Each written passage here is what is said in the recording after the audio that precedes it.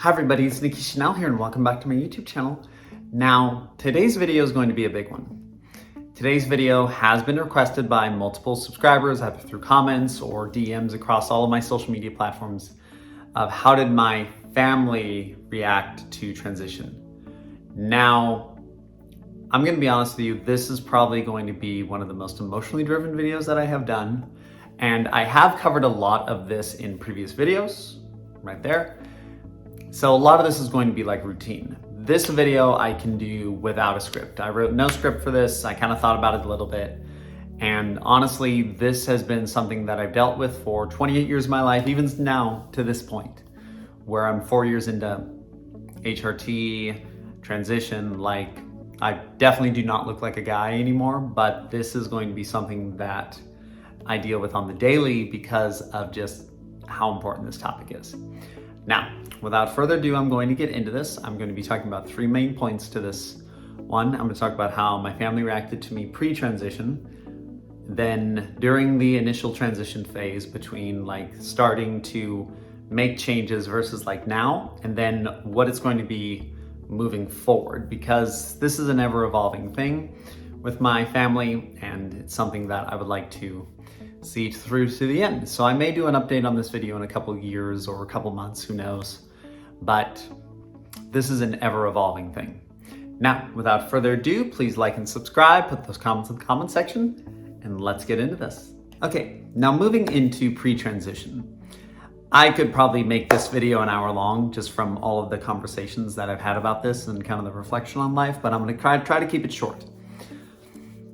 Now, for background, I was born on July 8th, 1995 to my parents. My dad is currently 70 years old, my mom is 67, and my sister, my only sibling, is 38. She's 10 years older than I am. We were from Central California. We were from a pretty Republican town. Like, it's kind of become, like, if you look it up, it's on like the top 30 worst cities in the US for murders and crime rates, so it really wasn't the nicest one. And at 12 years old, we moved to Idaho to get away from California because my parents didn't want me growing up in that environment. So I would say they loved me. I would say my parents fully loved me. Like, there was nothing in there that never said they did not love me. I was never beaten unless I did something bad, then my mom would spank my ass. There was nothing in there that said that I was unloved. I had wonderful grandparents. I had a loving grandmother. I had loving grandma and grandpa. Like, I had cousins. My cousins were all older than me, but we all get along. And it was something that I had growing up. Like, I had a really good childhood, but I hated it at the same time because I didn't look like this. Because I didn't look like a girl. Because I wasn't a woman. Because I couldn't be feminine. Because I couldn't be girly. Like, that's kind of like the difference of my life versus like someone else's, is that I had gender dysphoria. I had those gender dysphoria moments that would kick my ass and make me like depressed, even though there was nothing in my life to be depressed about. I was loving, I had a really good relationship with all my family members, but there was nothing wrong, but I hated it. And my parents caught me cross-dressing multiple times because as a way to deal with gender dysphoria, I cross-dressed. And they caught me cross-dressing a lot. And we had family interventions that were like, hey, why'd you get your sister's clothes? And my dad would always back me up, and it was like, oh, you know, he's just having fun, you know, he's exploring and all that. But I'm not gonna lie, it kind of became an obsession. Like, I cross-dressed at every single moment I could do. Like I talked about in my original YouTube video, I basically got into my sister's clothing all the time. I started buying my own makeup, started buying my own clothing, and started, you know, learning the makeup and the hair and the outfit and everything like that.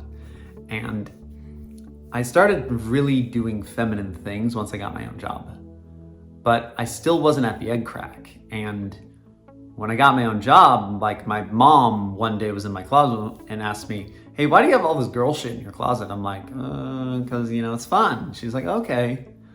And she's like, okay. But she didn't really know how to describe that.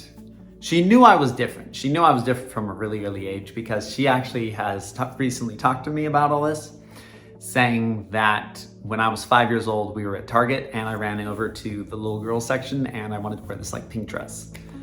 She's like, okay. And I always asked to get my nails done. I don't really remember a whole lot of those moments, But I do remember at one point, I did tell my mom I wanted to have dirty blonde hair and I wanted to wear makeup and short shorts. I was 17 at the time, going through high school, and we were coming back from the grocery store and I told her that. She's like, okay, we'll talk to your sister. Well, we never did and it never happened. But those were kind of like the moments.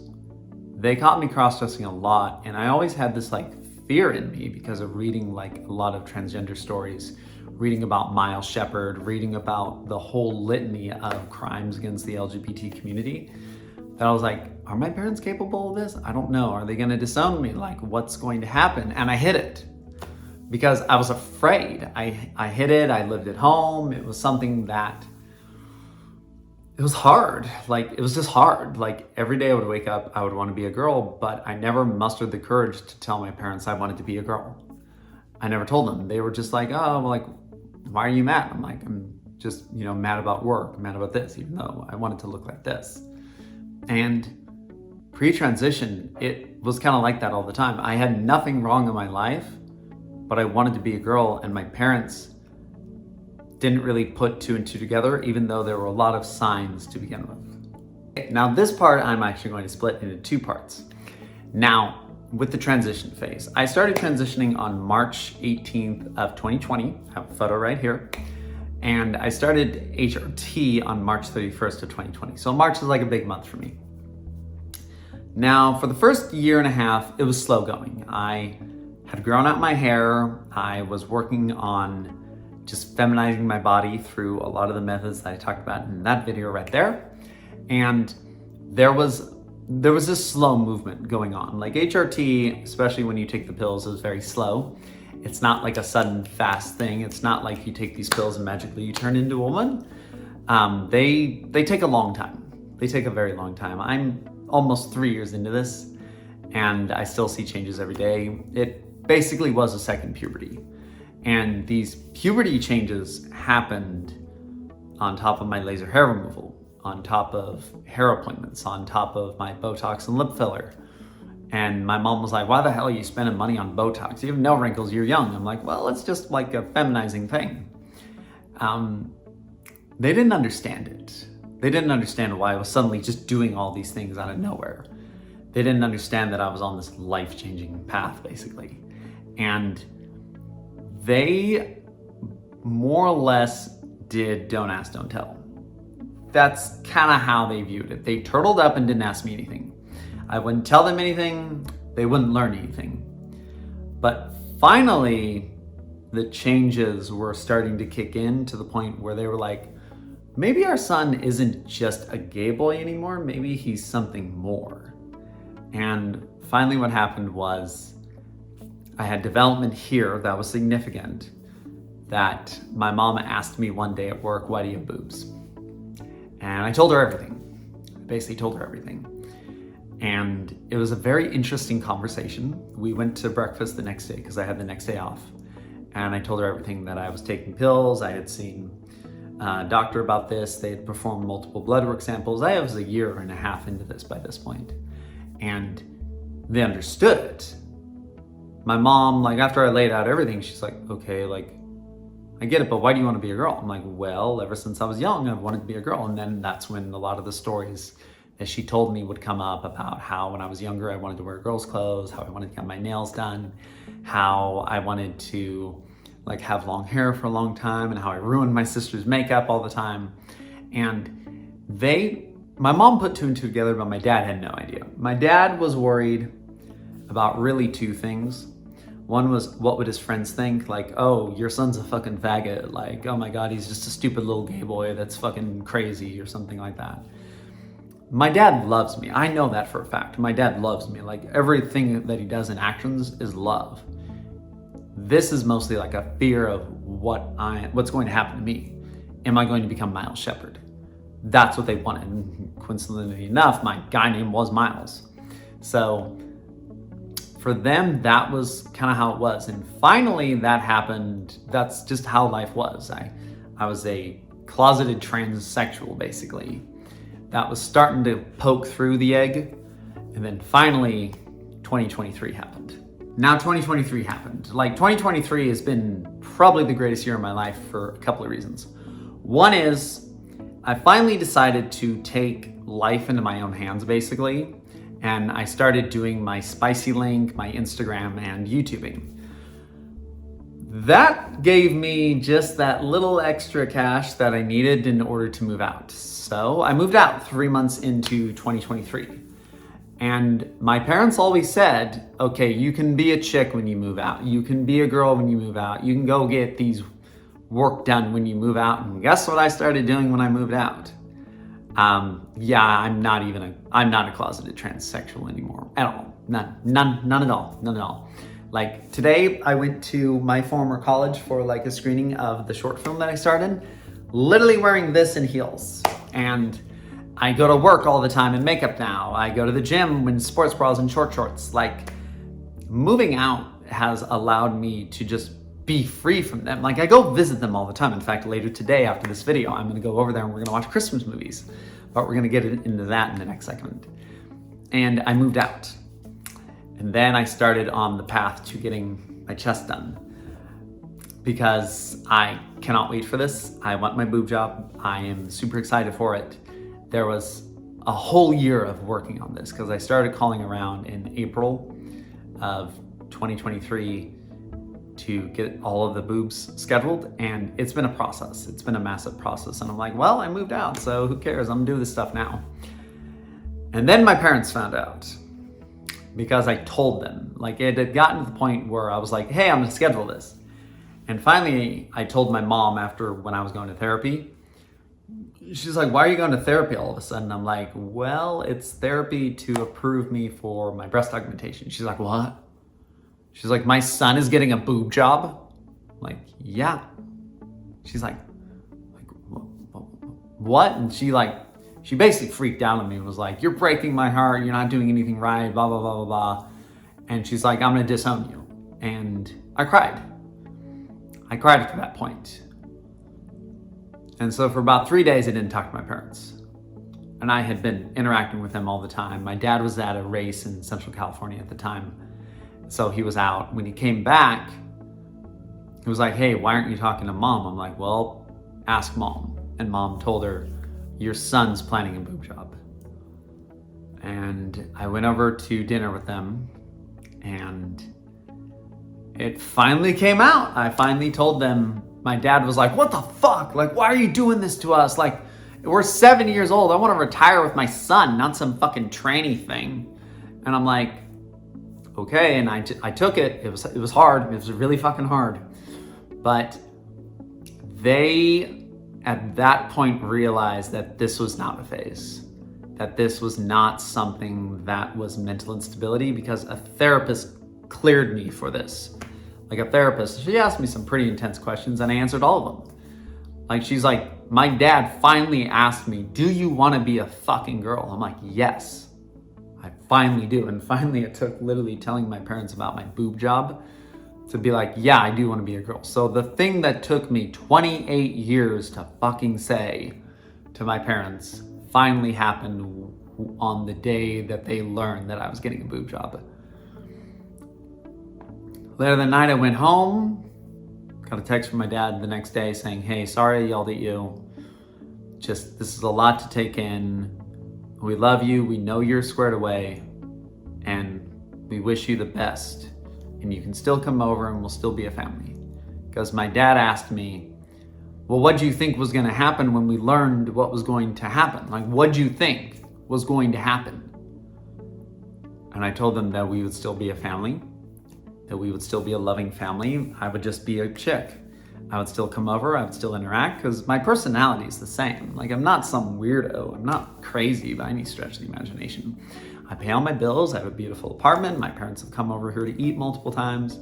And I think my dad finally realized at that point that his son wanted to be a girl. His son wanted to be female. I had changed my name on Facebook by that point to be the socially acceptable as Nicole.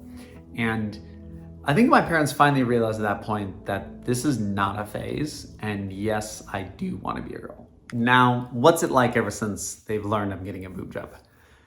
It's been good. It's been good. That's really the best way to kind of describe it. My parents have realized that their son can in fact become a woman. That the technology of the modern day has made that possible, basically. That I am getting my surgery because one of their fears was that I was gonna be fired when I come to work with boobs. I'm like, no, my job's super accepting of it. They don't care what you look like as long as you come to work. They also had the fear of me spending like $7,000 on my boob job. I'm like, no, I'm actually paying the deductible, which is $1,600. They're like, okay, that's like nothing really in the scheme of things. Then they also had the fear that I was gonna be, tied to the fence and beaten like Miles Shepherd. And I'm like, no, that's not gonna happen, because I've told them that I've gone out in public enough times looking like this that they realize nothing's going to happen to me. And even my mom has allowed me to go to dinner looking like this. And I've gone to dinner with her multiple times, and it's funny because the waiter is like, oh, hello ladies, how are you? And I'm like, oh, we're doing good. Just my mom and out eating. She's like, yeah, I'm out eating with my son.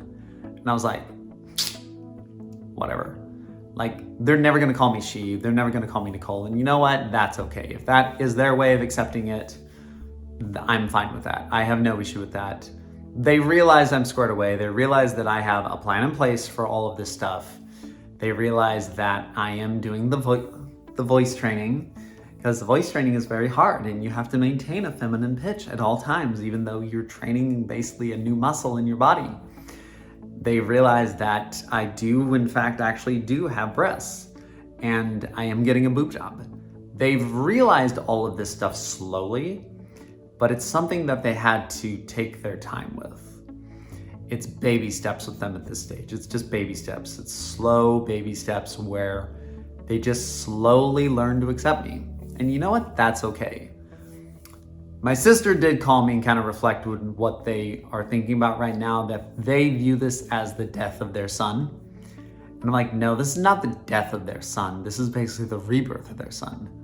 That I'm not some weirdo. I am not some like crazy SOB who is like out there trying to like convert everybody to being transgender. Like, I go to work, I maintain great relationships with my coworkers, I pay all my bills, I have plans in place, I've invested heavily into my apartment, and they've realized that I'm normal. And to me, that was the whole goal, is I wanted to still maintain my relationship with my parents because it was amazing. But it's baby steps. It's just baby steps at this stage. They're getting better. My mom's volunteered to help me with my surgery. Even my dad, I think, is even about to volunteer for it. So I have no issues at this stage, and they love me, and that's all that matters. Now, in conclusion, I can make this an hour long. I can make this video so long, and it was very hard to condense this because I wanted to just keep talking all about this. My relationship with my parents from day one has been amazing, and I never wanted to let transition come between us. But finally, the gender dysphoria and just the feelings going on in my body and my head just finally got to me to the point where I did want to transition. But I did it slowly in order to still have acceptance with my parents. That was something that was the goal from day one, was to be accepted by my parents, to be a beautiful woman while still having a relationship with my parents. And I think I've achieved that. I have found that nice balance where, like, my dad called me up the other day and was like, hey, when are you gonna come over for spaghetti? I'm like, oh, I'll come over on Wednesday. And he's like, okay, we'll be ready for you and we're gonna watch a movie and everything. So, like, I still have amazing relationships. Like, we're talking about our Christmas plans, and they love me. I know for a fact they love me. They wouldn't do any of this stuff. And everything that they had, like, against being transgender was fear for the unknown, fear that I was going to become a victim, fear that I was going to become a statistic, fear that I was never going to achieve financial security. And I've basically achieved all that stuff at this stage. Like, 2024 is going to be an amazing year. It's the year that I get my breast augmentation. It's going to be the year that I hopefully pay off my car and do a lot of things that are amazing. And I'm going to have my parents right there by my side. And like, when my parents pass, because they are getting older, it's going to be really hard. I will cry. I will go into like some crazy mental breakdown mode because of the loss of my parents, because I love them. And so what I'm going to tell you is that If you have a wonderful relationship with your parents and you are transgender, be honest, be forthcoming, have grace, have love, and have the acceptance that they may not accept you at the very beginning, but they still love you. They gave birth to you, they clothed you, they fed you, they gave everything of your life to you.